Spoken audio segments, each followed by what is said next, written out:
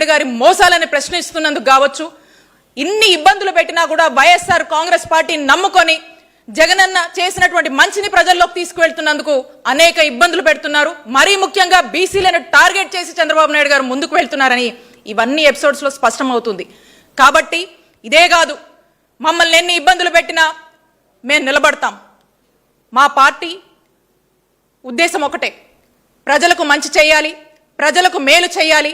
మరీ ముఖ్యంగా పార్టీని నమ్ముకుంటున్నటువంటి జగన్మోహన్ రెడ్డి గారి ఆలోచనలు నచ్చి, విధానాలు నచ్చి, పార్టీ అభిమానులుగా ఉన్నందుకు కూడా అలాంటి వాళ్ళని కూడా ఇబ్బంది పెడుతున్నటువంటి పరిస్థితుల్లో వారందరికీ కూడా ఒక భరోసా కల్పిస్తూ ఇప్పటి వరకు కూడా వైఎస్ఆర్ కాంగ్రెస్ పార్టీ అనేక పోరాటాలు, ప్రజల పక్షాన అనేక ప్లాట్ఫామ్స్ లో అనేక ఇష్యూస్ మీద మరి స్పందించడాలు, యాజిటేషన్స్ అన్ని కూడా చేస్తూ వచ్చాం.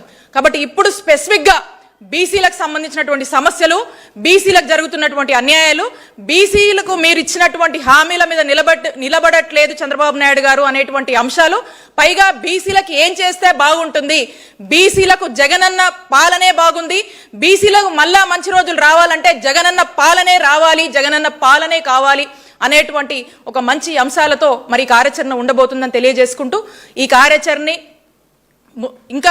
ఇంకా కూడా రాష్ట్ర వ్యాప్తంగా అన్ని చోట్ల కూడా ఇప్పుడు మొదలైంది. ఇంకా ముందు కూడా చాలా పెద్ద ఎత్తున ఈ కార్యాచరణని ముందుకు తీసుకువెళ్ళి వైఎస్ఆర్ కాంగ్రెస్ పార్టీకి, అలాగే బీసీల కోసము ఒక మంచి పాలన, ఒక గోల్డెన్ ఎరా అనొచ్చు, అలాంటి గోల్డెన్ ఎరాని మళ్ళా బీసీలకు తీసుకురావడానికి బీసీల మద్దతు కోరుతూ ప్రజల్లోకి వెళ్ళబోతా ఉన్నాం. Thank you.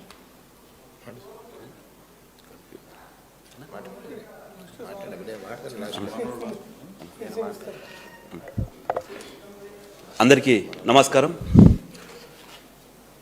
YSR Congress party అధ్యక్షులు వైఎస్ జగన్మోహన్ రెడ్డి గారి ఆదేశాల మేరకు వైఎస్ఆర్సీపీ బీసీసీఎల్ తరపున వచ్చే నెల 9వ తారీఖు వైఎస్ఆర్సీపీ బీసీల